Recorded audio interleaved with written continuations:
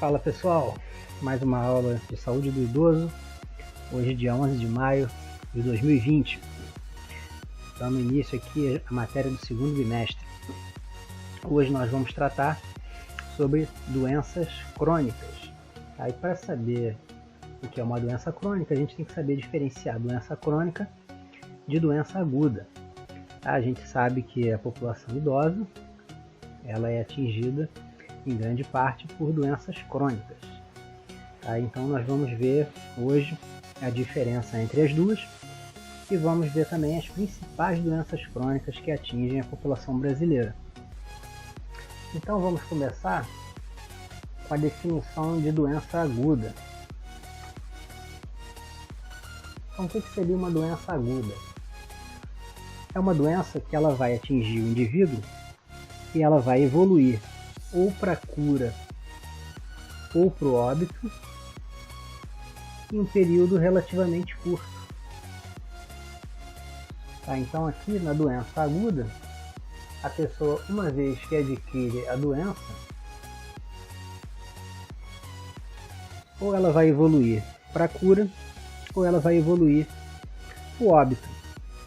Exemplos de doenças agudas podem ser citadas as doenças virais, como gripe e até o próprio Covid-19, tá? Então, uma gripe ou até mesmo o Covid-19 podem ser consideradas doenças agudas, porque uma vez que você adquire, você vai evoluir ou para a cura ou para o óbito em um período relativamente curto. Tá? E esse período, isso aqui vocês anotem, tá? Vou dar uma pausa no vídeo. Então isso aqui tudo acontece num período curto, que pode ser considerado aí, em média, 3 meses. Tá bom? Então essa é a definição de uma doença aguda. Podem anotar, bem simples, bem fácil de vocês entenderem. Tá? Então toda doença que se encaixa nessas características, ela pode ser considerada como uma doença aguda. E agora vamos ver as doenças crônicas. As doenças crônicas, ao contrário das agudas, uma vez que ela se instala, ela não evolui para a cura ou para o óbito em um período curto. O indivíduo vai conviver com essa doença por longos períodos, tá? Muitas vezes até a morte. Algumas delas não possuem cura, outras possuem. Tá? Então não é correto dizer que uma doença crônica ela não possui cura. Então a diferença é que a crônica, o indivíduo, uma vez que adquire, ele vai conviver com a doença e com os seus sintomas durante períodos prolongados, tá? Então vamos registrar aqui. Então as doenças crônicas elas vão persistir por longos períodos. Podemos usar aí como base por mais de 3 meses. Tá? Quais exemplos a gente pode citar de doenças crônicas? Elas podem se dividir em 2 categorias principais: as infecciosas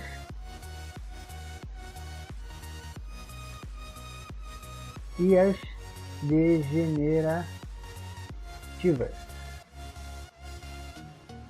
Então, um exemplo de doença crônica infecciosa, a gente tem aí o HIV, né, ou melhor, a AIDS. Podemos citar também a hepatite C.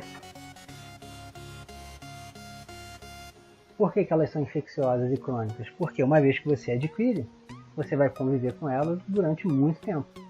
E ela é infecciosa porque ela é causada por um agente infeccioso, um patógeno. No caso dessas duas aqui, são os vírus, né? O vírus da AIDS e o vírus da hepatite.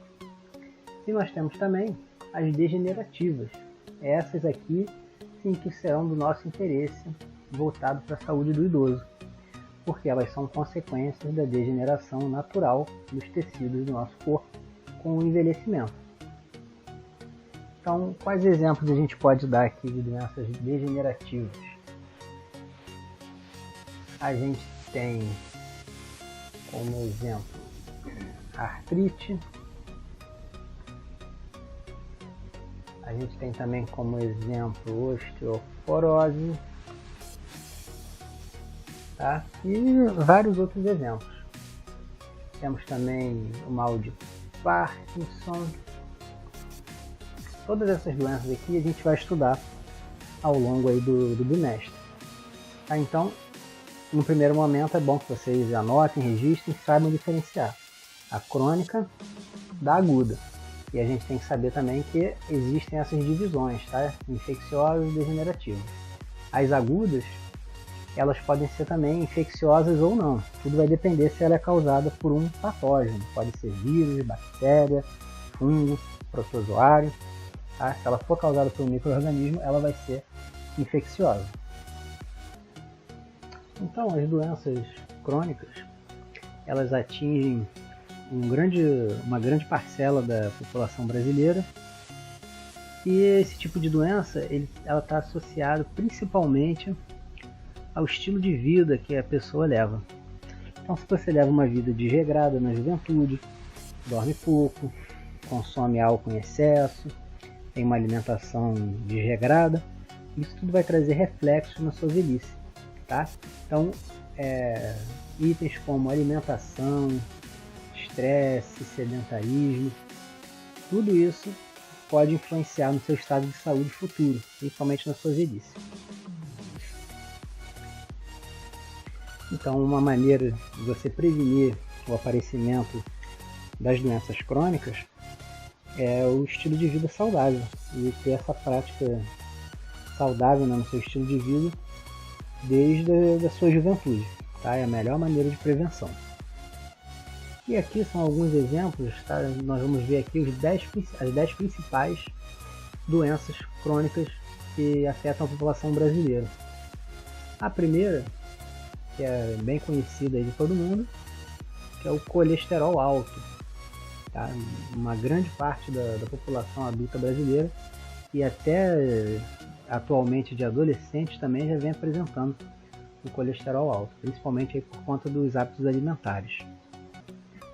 Então, o colesterol alto está diretamente ligado aos hábitos alimentares, tá? A ingesta excessiva de alimentos gordurosos. E o colesterol alto ele vai ser um fator de risco para as doenças cardíacas, tá? Como infarto agudo do miocárdio, tá? E diversos outros problemas cardíacos.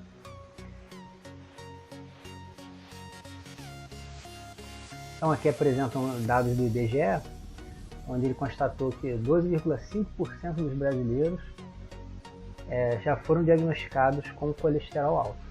Tá? Então, é um dado importante aqui também, é bom citar para a gente ficar por dentro. Nós temos dois tipos de colesterol. Nós temos o HDL e nós temos, vou botar aqui de vermelho, o LDL. Eu coloquei com essas cores já para a gente diferenciar. O colesterol bom é o HDL. Aí tem um macete aqui para vocês gravarem. É até uma piadinha machista, mas depois que eu aprendi eu nunca mais esqueci. Por que o HDL é bom? Porque é H de homem. E por que o LDL é ruim? Porque é L de Lady. Tá, é uma piadinha aí meio sem graça, mas eu com esse macete eu gravei qual era o bom e qual era o ruim. Mas a explicação científica de por que um é bom e o outro é ruim não tem nada a ver com isso. Por que o HDL é o colesterol bom? Porque ele é uma molécula grande e pesada, tá? É o H de high, do inglês. De high density, ele tem alta densidade. Então, quando ele passa pelo vaso sanguíneo, ele limpa o seu vaso sanguíneo. E o LDL é de low density, é baixa densidade, ele é pequenininho. Então, ele consegue ficar aderido nas paredes dos vasos sanguíneos e se acumula. Então, se você tem o HDL baixo, ele não vai promover a limpeza dos vasos. E se você tiver o LDL alto, ele vai se acumular na parede dos vasos sanguíneos. Então, é interessante a gente diferenciar aí o HDL do LDL. Segunda doença, DPOC. Aqui essa sigla aqui significa doença pulmonar obstrutiva crônica. Muitos idosos sofrem dessa doença. Ou melhor, né, dessa classe de doenças, porque dentro das DPOCs existem vários subtipos. Então, dentre as DPOCs, a gente pode colocar aqui o enfisema pulmonar e a bronquite crônica. Tá, o enfisema está relacionado aí à exposição a agentes poluentes, principalmente ao tabagismo. Pessoas que fumam ou fumaram durante a vida, elas chegam na velhice e desenvolvem o enfisema pulmonar. É uma doença muito triste, porque ali ocorre a destruição dos alvéolos. Então, uma vez que os alvéolos pulmonares são destruídos, a pessoa não consegue mais fazer troca gasosa. Por mais que ela respire, por mais que você dê oxigênio, não adianta. Tá? Então, a pessoa se sente sufocada. Mesmo ela conseguindo ventilar, ela não vai respirar, porque os alvéolos não vão estar funcionando, vão estar danificados.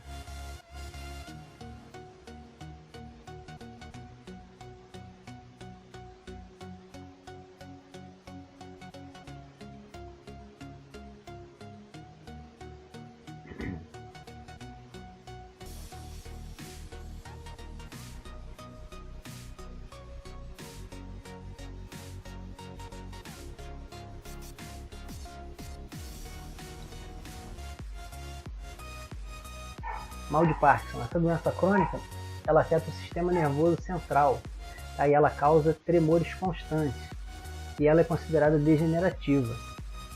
Ela causa um transtorno muito grande para o portador dela, porque a pessoa perde autonomia, às vezes, de conseguir até se locomover, pegar um objeto, se alimentar. Ela vai ter muita dificuldade por conta desses tremores.